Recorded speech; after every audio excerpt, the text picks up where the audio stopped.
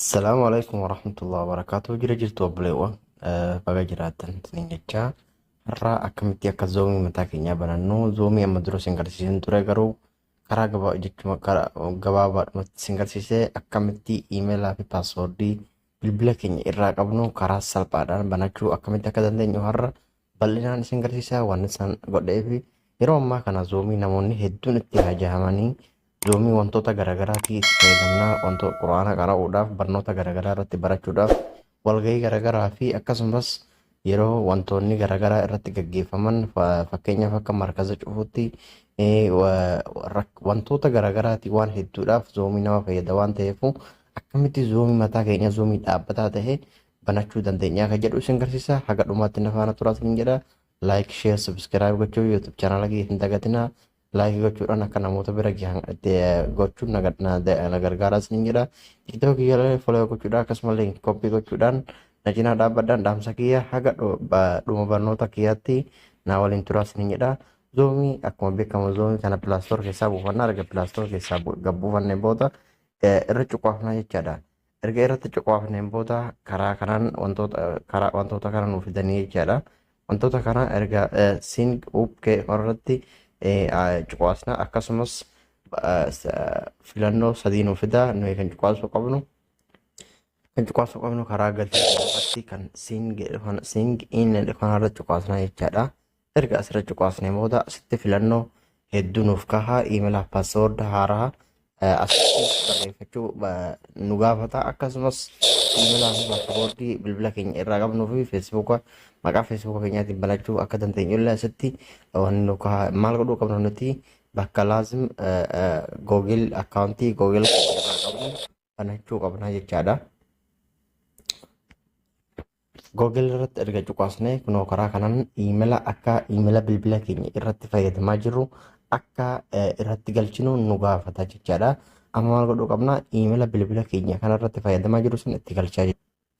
Kunoo akkasitti iimeela bilbila kiyya irraa qabu erga itti galcheen booda karaa kanaan next jedhaanii jechuudha. Erga iimeela sun itti galcheen booda paaswoordii bilbila kiyya irraa qabu na gaafata jechaadha. Paaswoordii fi iimeela asitti dogongorri tokkollee akka isinirra hin jiraanne jechaadha. Dirqama paaswoordii fi iimeela bilbila keessan irratti fayyadamtan qofa itti galchuu qabdanii jechaadha. Amma paaswoordii bilbila kiyya irratti itti fayyadamuun itti galchaa jechuudha.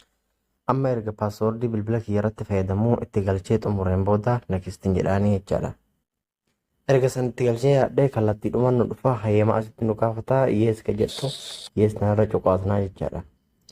Erga heestaan cuqaasneen booda karaa kanaan sararoota kana tarreessanii karaa kanaan nuuf fidanii maal goonaa bakka siin geettunarra tuqaataan irraa itti gooneeti achirra cuqaasnaa. Amma hedduu irra deebinaa bakka tanarratti ok naan jechaadha.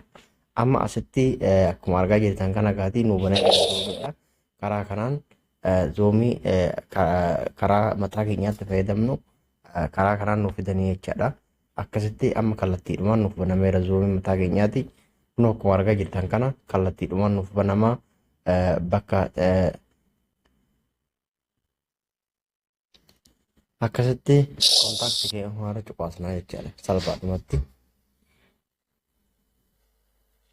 Kunoo amma kallattiidhumaan zoomii mataa keenya yoo barsiisuullee barbaanne yoo barachuullee barbaanne guutumaa guututti karaa kanatti banannee jira jechaadha.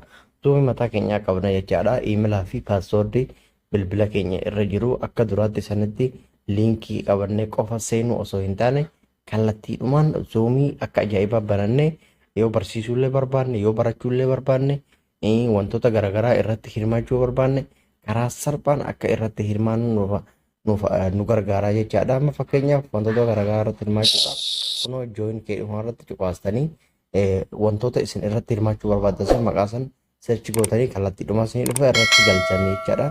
Salphaadhumatti liinkii isin hin barbaachisu jechaadha. Akkasitti itti fayyadamuudhaan zoomii karaa salphaan barachuu dandeessan isin jedha. Haga barnoota kiyya dhumaatti na waliin turuu keessaniin like share gochuudhaan namoota bira akka gahan namoonni akka itti fayyadaman zoomii yeroo ammaa kan namoonni hedduun itti hajaman waan ta'eef